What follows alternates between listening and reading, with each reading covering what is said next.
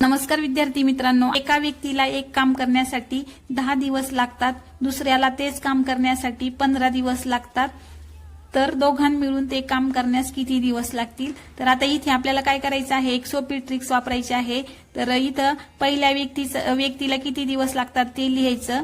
पहिल्या व्यक्तीला 10 दिवस लागतात आणि दुसऱ्या व्यक्तीला तेच काम करायला किती दिवस लागतात, तर 15 दिवस लागतात. त्या दोघांचा गुणाकार करायचा आणि छेदामध्ये त्या दोघांची बेरीज करायची. तर बेरीज का करायची, तर त्या आपल्याला काय विचारलं आहे, दोघां मिळून किती दिवस लागणार आहे, दोघां मिळून किती दिवस लागणार आहे, म्हणून आपल्याला काय करायची, इथं बेरीज करायची.